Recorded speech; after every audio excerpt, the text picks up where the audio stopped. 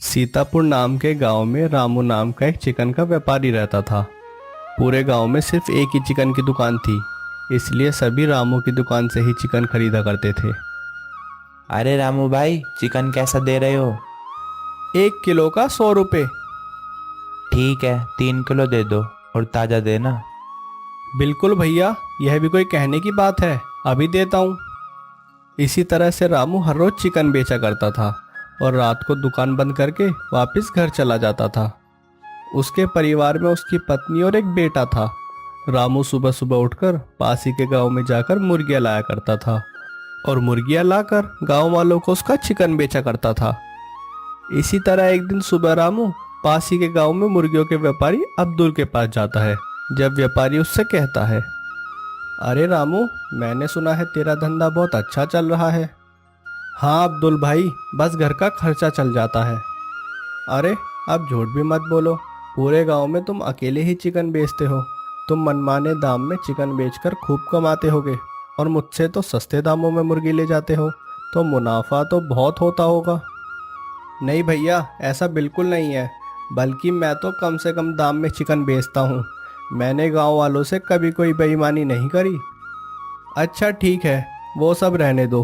तुम्हें बस ये बताना था कि अनाज बहुत महंगा हो गया है, तो मुर्गियों की देखभाल करने में बहुत खर्चा होगा, इसलिए आज से मुर्गियों के दाम भी बढ़ गए हैं। एक मुर्गी 3,000 की मिलेगी। अरे नहीं नहीं अब्दुल मियाँ, ऐसा मत कहिए। इतनी महंगी मुर्गियाँ मैं कैसे खरीद सकूँगा, और अगर मुर्गियाँ इतनी महंगी खरीदूँगा तो इसका चिकन सस्ते दामों में गांव में जाकर कैसे बेचूँगा। देखो भाई, लेना है तो लो, नहीं तो और भी हैं खरीदने वाले। रामू के पास मुर्गियां खरीदने के अलावा और कोई रास्ता नहीं था, क्योंकि अब्दुल को छोड़कर गांव में कोई भी मुर्गियां नहीं पाला करता था। अब्दुल ने इस बात का फायदा उठाना शुरू कर दिया और वह अपने ग्राहकों को महंगे दामों में मुर्गी बेचने लगा।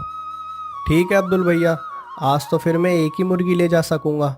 पहले की तरह 500 की देते तो 6 मुर्गियां ले जा सकता था।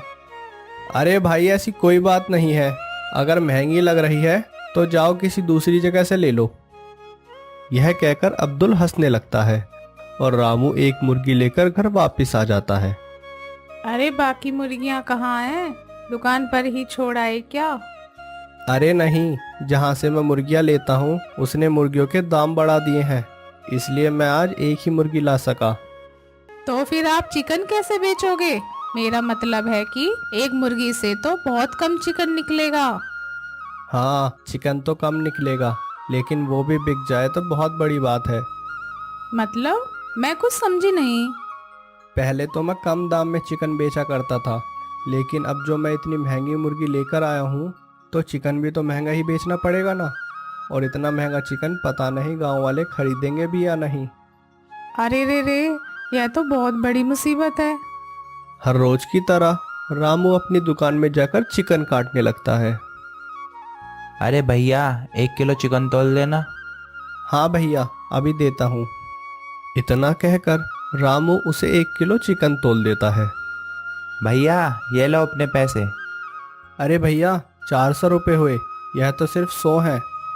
क्या 400 रुपये? यह कब हो गया?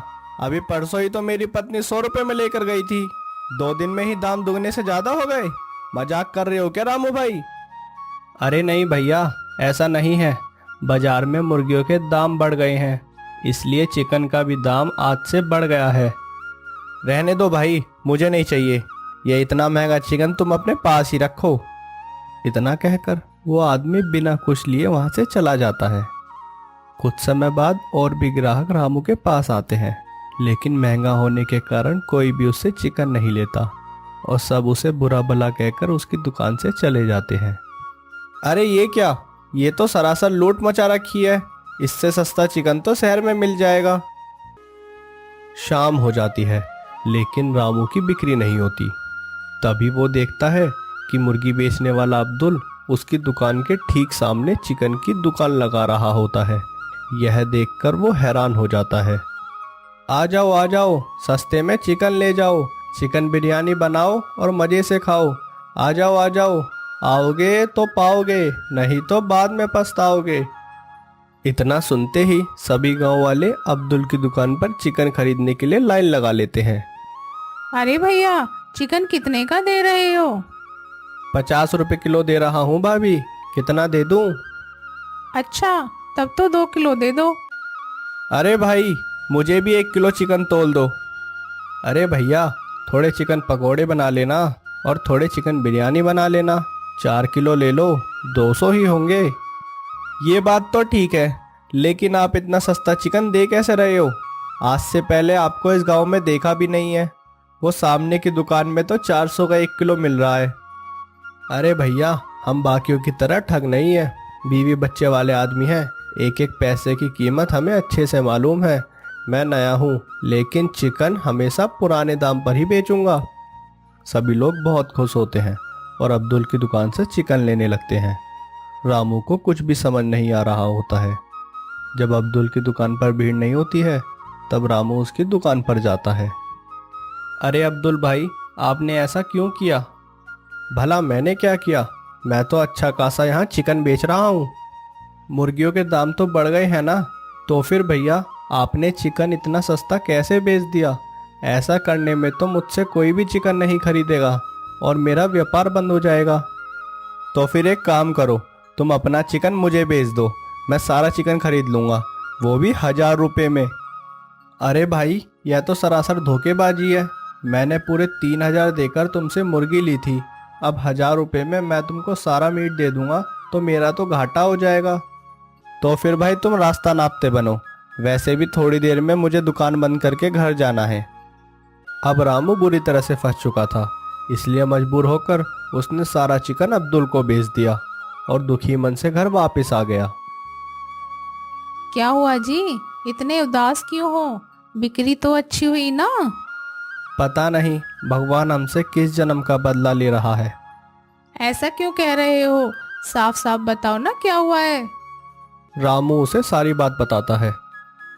अब तो दोनों को ही कुछ भी नहीं सूझ रहा था कि घर कैसे चलेगा। उधर अब्दुल भी दुकान बंद करके अपने घर पहुंच जाता है, तो उसकी पत्नी मलिका उससे कहती है, आगे जी, लाइए, कितनी कमाई हुई है, इधर दीजिए। अरे मलिका, कभी पानी का भी पूछ लिया करो। ज्यादा मच मत करो, मलिका नाम है मेरा। नौकरों वाले काम कराने हो तो इतना कमाओ कि घर में नौकर चाकर रख सको। अरे तुम भी ना। अच्छा चलो छोड़ो, आज तो पहले से भी ज्यादा कमाई हुई है, पूरे 50,000। आज क्या तिगड़म लगाया तुमने? अब्दुल उसे सारी बात बताता है कि कैसे उसने सस्ता चिकन बेचकर रामू का धंधा चौपट कर दिया। इस पर मलिका उससे कहती है, अरे मेरे मूर्ख पति, मेरे मायके से मिली सोने जैसी मुर्गियों को तुमने इतने सस्ते में कैसे बेच दिया? पता भी है सोने का भाव कितनी तेजी से आसमान छू रहा है। मुझे पता था तुम यही कहोगी, लेकिन मैं और करूं भी क्या?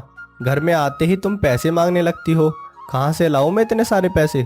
और तुम्हें ये कहाँ से सोने की मुर्गियां दिखती हैं? मलिका नाम है मेरा, पैसे तो चाहिए मुझे, वो भी बहुत सारे। और हाँ, मेरी मुर्गियाँ किसी सोने से कम नहीं है। अब कल से तुम ठीक वैसे ही करोगे जैसा मैं तुम्हें कहूँगी। मतलब क्या करना होगा मुझे? जानवर को बड़ा करने के लिए और उसका वजन बढ़ाने के लिए शहर में दवाइयाँ मिलती हैं। अब से हम सस्ते दामों में मुर्गियों के बच्चे लाएंगे और उसे दवाइयाँ खिला खिला कर बड़ा कर देंगे और उसी के चिकन को गांव के बाजार में बेचेंगे। मुर्गी का वजन बढ़ेगा तो चिकन बेचने में और भी मुनाफा होगा। समझे मेरे उल्लू पति? पर मलिका, यह तो गलत है। अब तुम मुझे सिखाओगे क्या सही है और क्या गलत? चुपचाप से जैसा कहा है वैसे ही करते जाओ। अगले दिन से अब्दुल छोटी मुर्गियों को इंजेक्शन लगाकर बड़ा कर देता है, जिससे वह कुछ ही दिनों में काफ़ी बड़ी और मोटी हो जाती हैं। गांव में किसी को भी अब्दुल की इस हरकत का पता भी नहीं चलता और वह सब बेफिक्र होकर उसकी दुकान से सस्ते दामों पर चिकन खरीदते हैं। उधर रामू का चिकन का व्यापार बंद हो गया था, इसलिए वह मजदूरी करने लगा। कुछ समय बाद ईद आने वाली होती है, तो रामू अब्दुल की दुकान पर चिकन खरीदने आता है। अब्दुल उसे चिकन तोल कर देता है। अरे यह क्या? मैंने तो आपसे 2 किलो मांगा, पर यह तो बहुत कम है। हाँ तो देसी मुर्गे हैं, मैं कमज़ोर और बीमार मुर्गे नहीं बेचता। तभी वहाँ गांव के सरपंच आते हैं और दावत के लिए 100 किलो चिकन का ऑर्डर देकर चले जाते हैं। रामू दूर से सब देख रहा होता है क्योंकि उसे अब्दुल पर शक हो गया था। 100 किलो चिकन के ऑर्डर के लिए इतनी आसानी से हाँ कह दिया। आखिर कहाँ से लाएगा इतना सारा चिकन? इस चिकन में कुछ तो काला है, अब तो देखना ही पड़ेगा। अब्दुल जब शाम को दुकान बंद करके अपने घर वापस जाता है तो रामू भी उसका पीछा करता है और वो देखता है कि अब्दुल और उसकी पत्नी मलिका अपने फार्म में रखे छोटी मुर्गियों को इंजेक्शन दे रहे होते हैं। बस परसों ईद है और तब तक तो ये मुर्गियां कटने के लिए तैयार हो जाएंगी। हाँ, और फिर होगी पैसों की बारिश। आखिर मलिका नाम है मेरा। यह सब देखकर रामू को सब कुछ समझ में आ जाता है और उसने अब सोच लिया था कि वह अब्दुल और मलिका का भांडा फोड़ कर ही रहेगा। ईद वाले दिन अब्दुल 100 किलो चिकन लेकर सरपंच के घर पहुंचता है, लेकिन जब दावत में लोग चिकन बिरयानी खाने लगते हैं तो सरपंच देखता है कि बिरयानी तो कम पड़ रही है। अरे ये क्या, मैंने तो इतनी सारी चिकन बिरयानी बनवाई थी, फिर यह कम कैसे पड़ सकती है? ऐसे में तो सभी लोग मेरा मजाक उड़ाएंगे। वो बहुत घबरा जाता है। तभी वहां रामू आता है और सरपंच जी को अब्दुल की साली काली करतूतों के बारे में बताता है। सरपंच जी, ये अब्दुल ना जाने कब से ऐसे दवाइयों वाले चिकन को पूरे गांव में बेच रहा है। इसको खाकर कई बार लोग बीमार भी हो गए हैं। इसने ही मेरे चिकन का व्यापार भी बंद कराया था और इसी की वजह से आज आप भी बदनामी की कगार पर खड़े हैं। इतना सुनते ही सरपंच तुरंत अब्दुल और उसकी पत्नी को पूरे गांव वालों के सामने बुलाता है और गांव वालों को सारी बातें बताता है। सभी गांव वाले गुस्से में उन्हें मारने के लिए आगे बढ़ने ही वाले थे। तभी रामू उन्हें रोक देता है और उन्हें समझाने लगता है। उसके बाद अब्दुल कहता है, मुझे माफ़ कर दो रामू भाई, मैं पैसों के लालच में अंधा हो गया था। हम दोनों ये गांव छोड़कर चले जाएंगे और एक नई जिंदगी की शुरुआत करेंगे। उस दिन से रामू दोबारा चिकन की दुकान खोलता है और अब उसकी दुकान में पहले से भी ज़्यादा ग्राहक आने लगते हैं।